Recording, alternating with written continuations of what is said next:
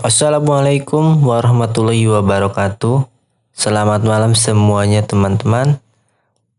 Terima kasih untuk Ibu Felicia yang telah memberikan waktunya kepada saya, yaitu untuk menyampaikan materi presentasi malam ini, yaitu materi tentang lapisan network, lapisan data link, lapisan fisikal, dan data exavolution dan data de-exavolution. Dan terima kasih saya ucapkan kepada teman-teman semuanya atas kehadirannya. Semoga kita selalu diberikan kesehatan dan kelancaran dalam beraktivitas ya. Amin. Yang pertama, di sini saya akan menjelaskan tentang lapisan network.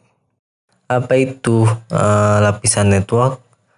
Yaitu menyediakan fungsi routing sehingga paket dapat dikirim keluar dari segmen network lokal ke suatu tujuan yang berada pada suatu network.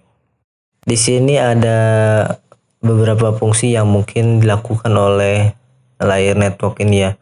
Yang pertama itu dapat membagi aliran data biner ke paket diskrit dengan panjang tertentu, mendeteksi error. Yang ketiga, memperbaiki error dengan mengirim ulang paket yang rusak. Dan yang terakhir, mengendalikan aliran. Di sini ada contoh device-nya ya. Di sini yang pertama ada router, yang kedua ada router. Jadi router ini berfungsi sebagai penghubung antara dua atau lebih jaringan untuk meluruskan data dari satu jaringan ke jaringan lainnya. Router berbeda dengan switch ya. Jadi switch ini merupakan penghubung beberapa alat untuk membentuk suatu local area network ya, atau LAN. Selanjutnya ada frame relay device. Frame relay device itu cara mengirim informasi melalui wide area network atau yang sering disingkat WAN, yang membagi informasi menjadi frame atau paket. Dan yang terakhir ada advanced cable tester ya. Berikutnya yaitu tentang lapisan data link ya. Pengertian dari data link itu menyediakan transferan data yang lebih nyata ya, sebagai penghubung antara media network dan layar protokol yang lebih high level. Oke, jadi maksudnya yaitu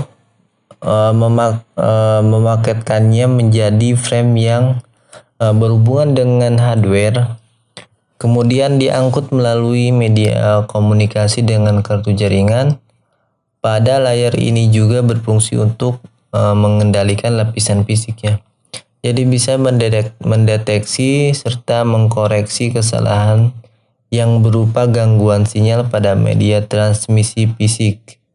Selain itu juga berfungsi untuk menentukan bagaimana bit-bit data dikelompokkan menjadi format yang disebut sebagai frame.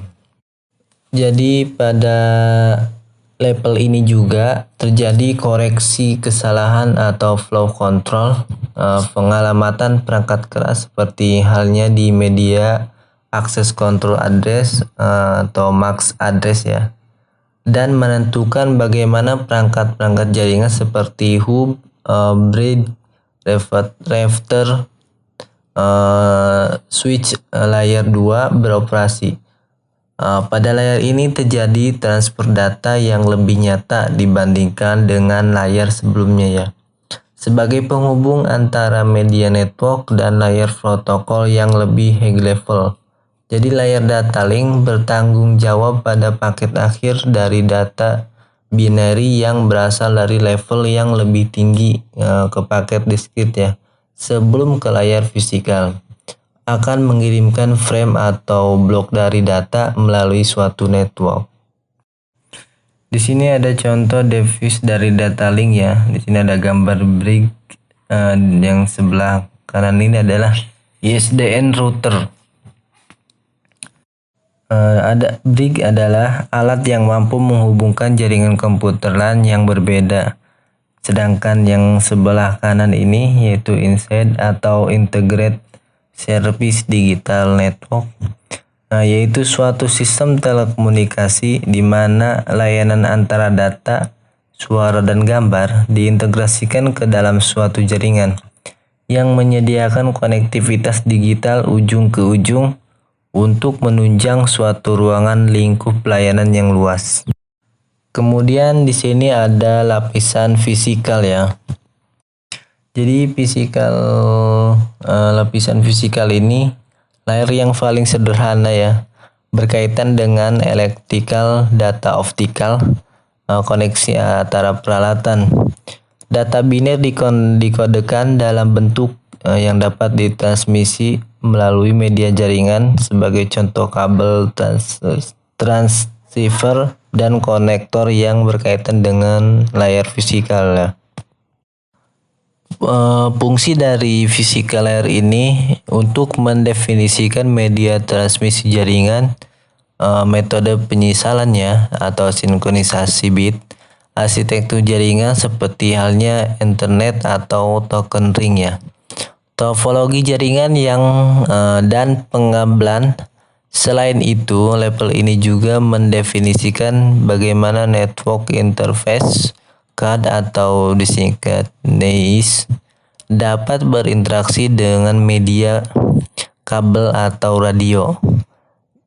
Jadi ini adalah layer yang paling sederhana berkaitan dengan electrical ya. Jadi data biner itu dikodekan dalam bentuk yang dapat ditransmisikan melalui media jaringan, sebagai contoh kabel yang tadi disebutkan. Ini adalah contoh dari physical layer ya. Di sini ada rifter. Jadi rifter itu berfungsi untuk memperluas jangkauan sinyal WiFi yang lemah dari WiFi utama ya. Jadi memancarkan kembali dari sinyal utama, misalkan dari gedung A ingin mendapatkan sinyal di gedung B, maka dibutuhkannya rifter untuk mendapatkan sinyal dari gedung A ya. Jadi fungsi utamanya dari rifter itu sih untuk mencangkup daerah yang memiliki sinyal lemah ya dari jaringan servernya, seperti di daerah-daerah pegunungan. Kemudian untuk memberikan kemudahan akses sinyal WiFi dari server utama dan untuk memperluas jangkauan sinyal dari WiFi utama ya. Dan jenis rifter pun sebenarnya banyak ya.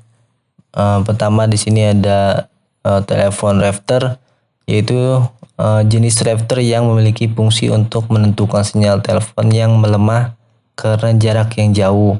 Ada juga optical communication rifter, itu merupakan jenis rifter yang memiliki fungsi untuk menguatkan sinyal pada kabel fiber optik. Kemudian ada radio rifter. Nah, jadi radio rifter ini jenis ini fungsinya untuk menguatkan sinyal radio termasuk dari jaringan WiFi itu sendiri ya. Jadi jenis radio rifter seperti biasanya memiliki bentuk dengan beberapa antena ya, yang berfungsi sebagai receiver dan transmitter. Baik, kemudian kita akan menjelaskan tentang data encapsulation ya. Jadi data encapsulation itu konsep tentang pengikatan data atau metode yang berbeda yang disatukan atau dikapsulkan ya menjadi satu unit data. Encapsulation dapat mempermudah kita dalam pembacaan kode karena informasi yang disajikan tidak perlu dibaca secara rinci dan sudah merupakan satu kesatuan ya. Baik, di sini kita langsung ke contohnya saja biar lebih jelas ya. Jadi di sini ada jasa antar ya. Di sini ada kota Atlanta dan ada kota Toronto ya. Jadi tiap player membutuhkan proses tersendiri untuk meyakinkan pengirim ya dan pengangkut paket dari Atlanta menuju ke Toronto. Jadi agar hal ini dapat berjalan lancar, maka paket itu harus mempunyai alamat tujuan dan nomor pengiriman yang jelas, seperti nomor resi ya. Jadi pertama dari Atlanta barang itu akan disortir atau diseleksi dengan paket lain yang akan ditujukan ke Toronto ya.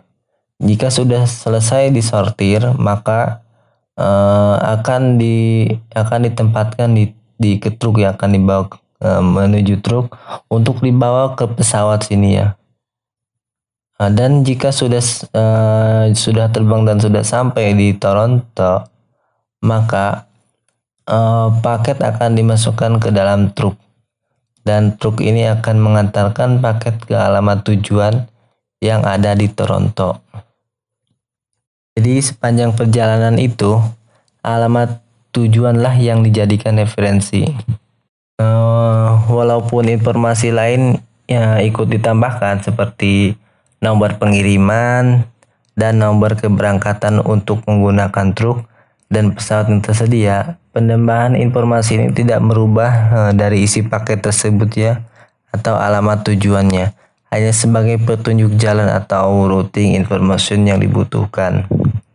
Selanjutnya atau yang terakhir dari pemateri yang saya sampaikan yaitu tentang data de-encapsulation. Jadi ini adalah dari kebalikannya dari encapsulation ya. Jadi de-encapsulasi ini atau encapsulation ya, ada proses menghilangkan bahan paket untuk mengungkapkan perangkat di dalamnya, atau proses ini memiliki berbagai aplikasi ya. Di sini ada contohnya atau seperti reverse engineering ya. Jadi reverse engineering ini proses menemukan prinsip-prinsip teknologi dari perangkat, objek atau sistem melalui analisis struktur ya, fungsi dan operasi.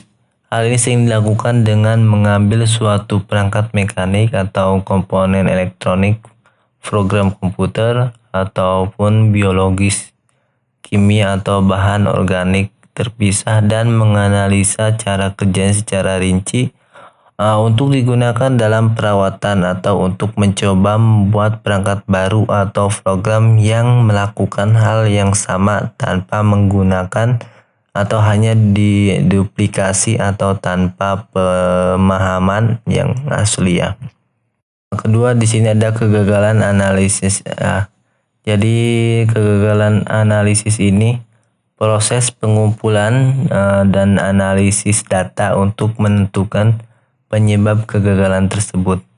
Ini adalah cabang ilmu yang penting ya dalam banyak cabang industri manufaktur seperti industri elektronik, di mana itu adalah alat penting yang digunakan dalam pengembangan produk baru dan untuk perbaikan produk yang ada. Mungkin itu saja presentasi materi yang bisa saya sampaikan.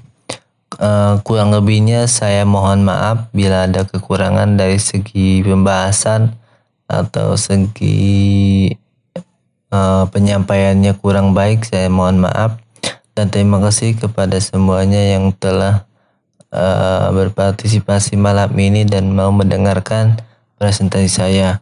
Kurang lebihnya saya mohon maaf.